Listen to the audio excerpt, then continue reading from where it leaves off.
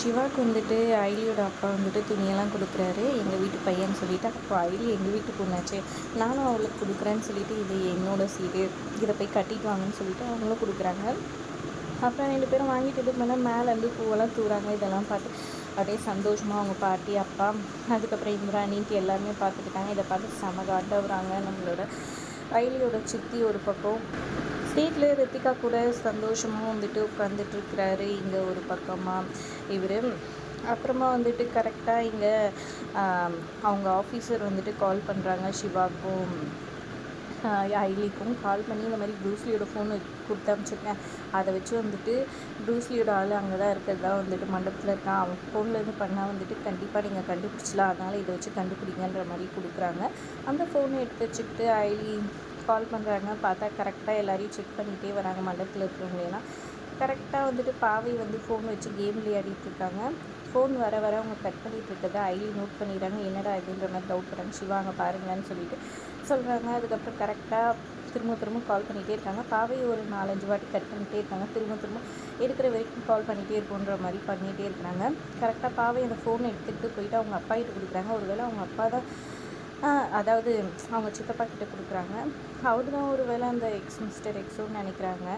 அப்புறமா பார்த்தா அவரும் ஃபோனை திருப்பி கொடுத்துட்டாரு. அப்புறம் அவங்க கபிலனோட அப்பா கிட்ட கொண்டு போய் கொடுக்குறாங்க. அவரும் இல்லை, யார்கிட்ட தான் கொடுக்குறாங்கன்ற மாதிரி ஷாக்காகி போய் பார்த்துட்டு இருக்காங்க. கடைசியாக பார்த்தா கபிலன்கிட்டே கொடுக்குறாங்க.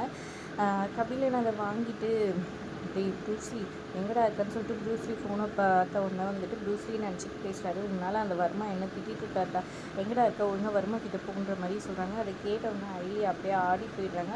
கரெக்டாக கொஞ்சம் நேரத்தில் தாலியும் கட்டிடுறாங்க. ஐலிக்கு என்ன சொல்கிறதுனே தெரியாமல் அழுதுட்டுருக்குறாங்க. நான் என் தங்கச்சி வாக்கி என்ன பண்ணுவேன், ஒரு 5 நிமிஷத்துக்கு முன்னாடி தாலி கட்டுறதுக்கு முன்னாடி தெரிஞ்சிருந்தா கூட பரவாயில்ல, இப்போ தாலி கட்டி முடிச்சாச்சு, இப்போ என்ன பண்ணுறது அப்படின்னு சொல்லிட்டு ஃபீல் பண்ணி அழுகுறாங்க. உடனே சிவா வந்துட்டு, இப்படி புலம்பிட்டு இருக்க நம்ம சாதாரண ஆளும் கிடையாது, நம்ம சிபிஐ ஞாபகம் இருக்குல்ல, நம்ம இன்வெஸ்டிகேஷன் நம்ம இதில் இது பண்ணணும், இப்போதைக்கு யாருக்கு எதுவும் சொல்ல வேணாம், நமக்கு ரித்திகா வாழ்க்கையும் முக்கியம், அதனால் கொஞ்சமாக வந்துட்டு ரித்திகா அவன் எதுவும் தப்பு பண்ணலையா என்ன ஏதுன்றதை வந்துட்டு நம்ம பார்த்து இது பண்ணிப்போம், அது வரைக்கும் கொஞ்ச நாள் பொறுமையாக இரு, கபிலனை விசாரிக்க வேண்டி வந்தாலும் விசாரிக்கலாம் அப்படின்ற மாதிரி சொல்லிட்டு இருக்காங்க. ஆனால் ஐலி ரொம்பவே உடஞ்சி போயிடுறாங்க. அவங்க தங்கச்சியை பார்த்து ஃபீல் பண்ணிட்டு இருக்காங்க, என்னடா இதுன்ற மாதிரி. இன்னொரு பக்கம் வர்மா வந்துட்டு கால் பண்ணுறாரு கபிலனுக்கு. உடனே கபிலன் தனியாக எடுத்துகிட்டு போய் பேசிகிட்டு இருக்காரு.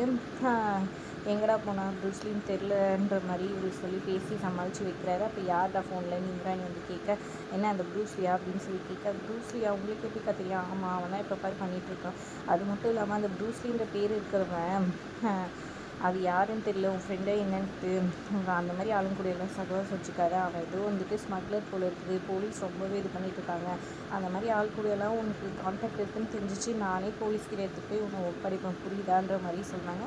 அதை கேட்டவுடனே வந்துட்டு ரித்திகா ரொம்ப ஷாக் ஆகிறாங்க. ஏன்னா ஸ்மக்லிங் ஏதோ பேசிகிட்டு இருந்த மாதிரி இருக்குது அப்படின்னு சொல்கிறாங்க. அதெல்லாம் இல்லை, அது சும்மா அக்கா ஏதோ காமெடி பண்ணிட்டு இருந்தாங்க, ஃபோன் பற்றி ஏதோ பேசிகிட்டு இருந்தாங்கன்ற மாதிரி நைஸாக மாற்றிடுறாரு கபிலன்னு.